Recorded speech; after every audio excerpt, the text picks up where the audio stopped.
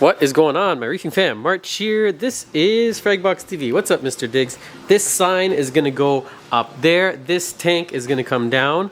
That coral that I absolutely love, actually, before we get into it, I'll just show you. My favorite coral in the store is freaking dying, but I'm gonna do an entire video on that. Those are some boxes that need to go away. It is horrible weather outside. Thank you, Mother Nature and Canada. I want to get all the bad stuff out of the way because then I can get into the good stuff, which is this Acropora in all its hard coral goodness. Yeah, you want to see what snow looks like? Check this out. Look at this. Snow. So when I was in Indonesia, maybe like a month ago, my friend Benny that was driving us around said, you know what? I really want to see, I've never seen snow. And it's like this magical, you know, thing for people who have never seen it. It's magical the first time. I'm sorry to crush your dreams. It's not that great.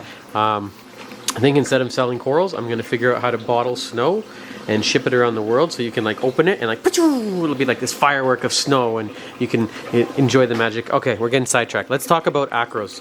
All of these beautiful, beautiful acroporas, hand-picked by yours truly from our most recent trip. There's a lot in here. So what I'm going to try and do is go over some of my favorite ones and sort of the different species, if I can properly ID them. I know my friend Alan, who actually packed them overseas, is probably watching this. And you can correct me in the comments below because I think you know these a little bit better than I do. This is one of the nicest ones here, I think. Look, let me just zoom out. I'll give you a glimpse of the entire tank. Look how that just, those two right there, you know, they just really stand out and draw your eyes in. This is the infamous, what we call Pikachu. Pika, Pika. Beautiful, beautiful piece, and that is a really nice example of it. But don't get too caught up in the names. Like you hear me say in the videos, buy what is appealing to you, what looks good. Don't get too caught up in the names. Just buy the ones that you like. This is a Acropora tenuis that we are calling... Okay, it doesn't matter what we're calling it. Just call it tenuis. I want to show you one we don't get into often, which is the Acropora efflorescens, or sometimes we just call it efflo. It's kind of a rare for us at least, sort of a rare species of tabling acro. This is going to go a really deep color of blue. Oh, damn. You know what I just realized? We've had the Radions, the Gen 6 blues running now for a couple months. I am really impressed. You know what? I was hesitant to switch from T5. I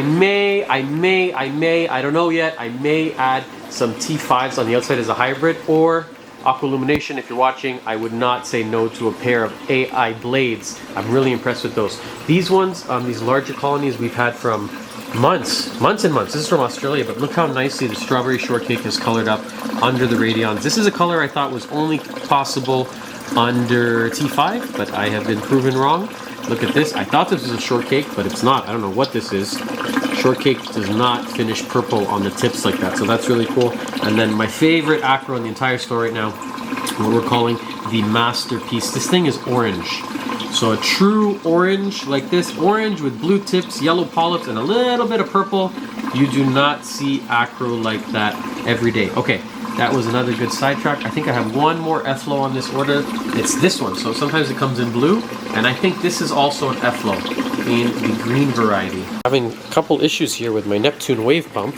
I can't even get support because they are out of stock. So I might have to just swap this for something else. If you guys have any suggestions or want to see me do maybe a video review on a different wave maker, feel free to comment below and I'd be happy to set one up and review it for you. The other issue I'm having in here is a mild beginning of a little aptasia problem. It really just loves this box here. Can you see them? Oh, I can see them. Can you? Hold on, camera, focus. Right there, there's one.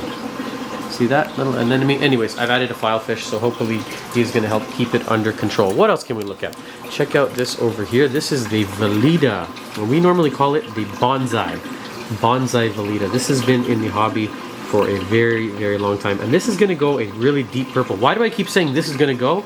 Because these corals change drastically. Acros change like no other coral. So leather coral, for example, let's just look at soft corals or zoanthids. They don't really color up or color down. This yellow Fiji leather like this or like this, that's it. That's all you're going to get is that color.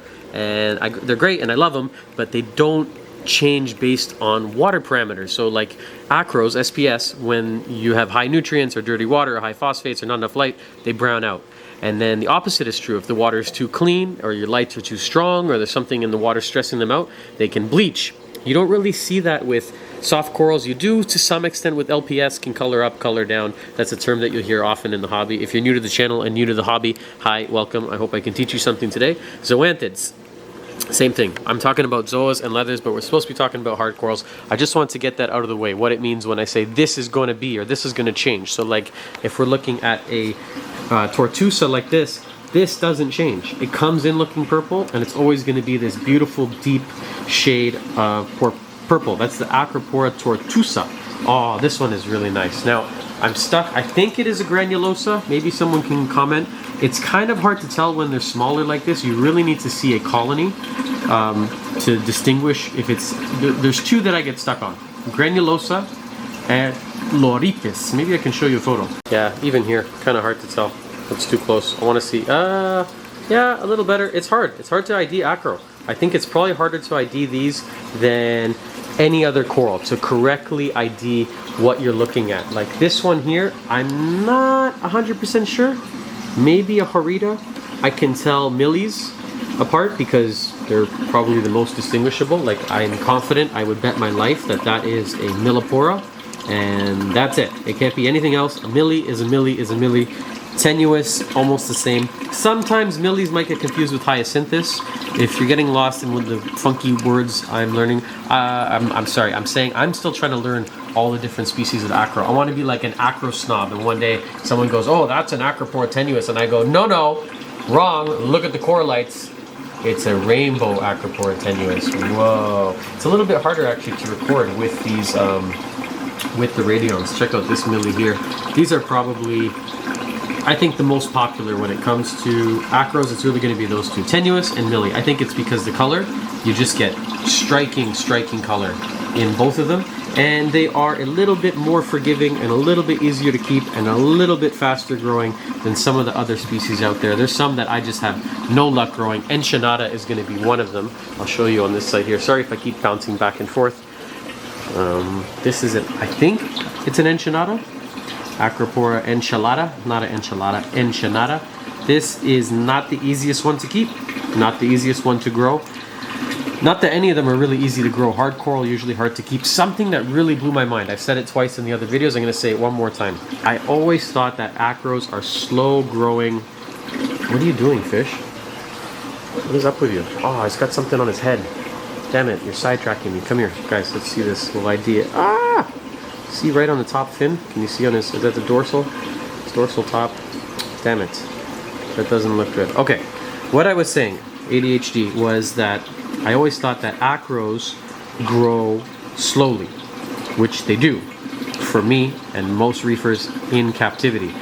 After visiting the farms over on the other side of the world, what I've learned is they don't grow slow in the wild. It's only for us, from a piece like this to a full-blown 16-inch across mother-loving colony, 3 months.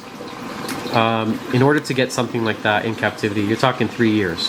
For, I think, average reefer from a frag of maybe something like this, Acropora Rosaria something, a piece like this to a colony, I think it's about a year. And maybe that's where I really want you to comment below. If you're growing acro, how long does it take you to go from frag to colony?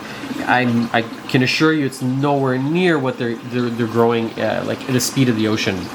And I think it's just because that's where they come from. So, you know, this is just, let me just hover over this while I blabber on. The parameters are more or less perfect because where they're supposed to be in the ocean, and they have tons of food. So when we were snorkeling and kind of picking corals and fragging them, we would only go during low tide.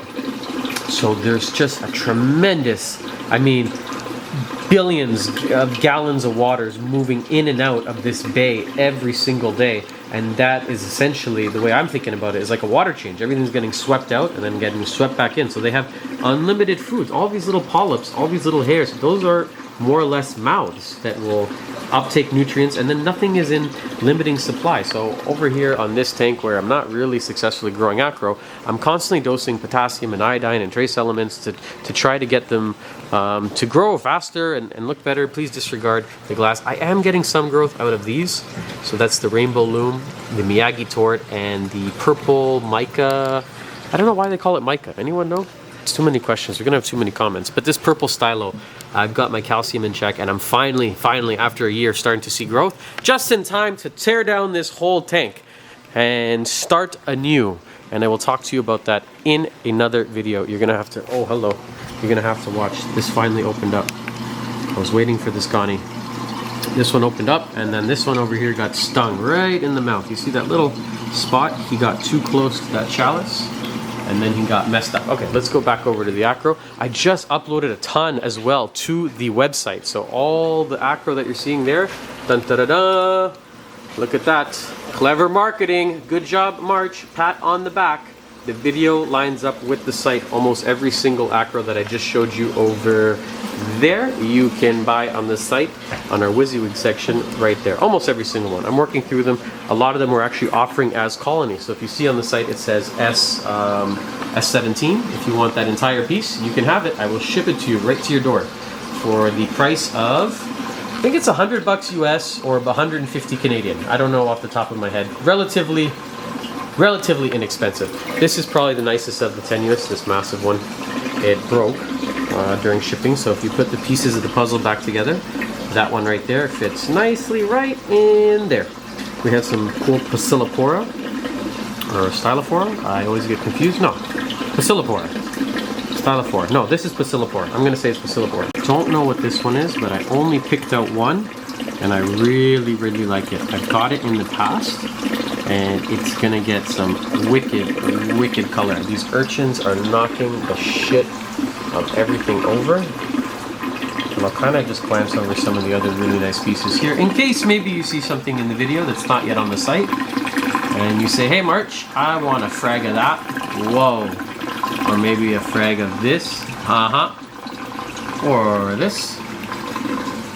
Or any of these, really. I only have spots right now to upload 50 at a time on the site, so the rest of these here are not on the site. You have to come by in person to check them out. It does take us time to price everything and sort of work through it, and I'm seeing some mushrooms that fell on the bottom. Whoa, who are you? Mushrooms with little blue dots? Whoa, they're hiding. There's some chalice scattered throughout here. This is a really nice piece. I am in love with this one. I got two of them. I fragged one up, and I think I am going to keep this one here for my personal collection. I am still a hobbyist at the end of the day. Man, this is cool too. Check out the blue tips on that one. This is sweet. So what's this? So if you've never tried keeping acro, maybe you're new to coral, maybe you're new to SBS, look for, I'm going to say, look for Tortusa.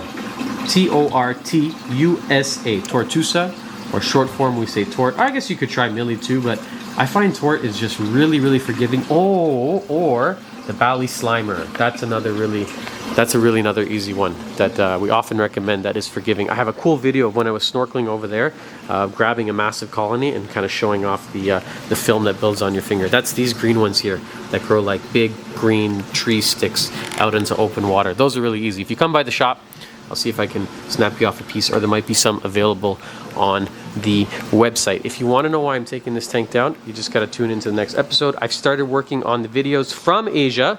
I got Japan, intro video of Fragbox Season 1, Episode 1, Asia, done. It only took me 3 hours, so you got to bear with me because I'm trying to do these videos and edit those and have a life and make all that happen for you guys. Okay, we're gonna wrap this one up. If you like the content, hit the little bell on the bottom. Again, if you liked any of the acro that are in that tank, you can always do a screenshot and then just say, hey March, how much for a piece of this? Or if you want the entire piece, kind of like this one here. Oh man, that is nice.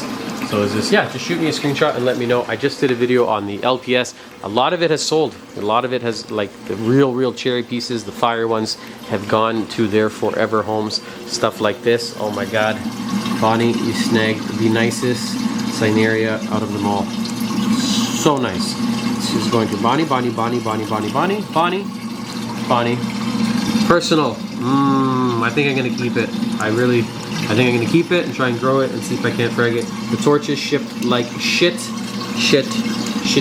I guess these ones aren't so bad, but these ones not so hot. The rest of it, fantastic. Come by the store if you haven't seen the new stuff already. I'm gonna keep working through the pricing, so be just a little bit patient. Bear with us. We are a little short-staffed too right now. We have Dylan's in Jamaica, and that's it. We're gonna wrap up this video. Actually, this time I will leave you with this very cool torch. You can call it whatever you want. Alien butt kisser or super lion tiger, I don't care. It's a nice torch. Hit the subscribe button, you'll get notified when we do this again, and have a very nice day or afternoon or morning wherever you are watching from. Terima kasih. Bye bye.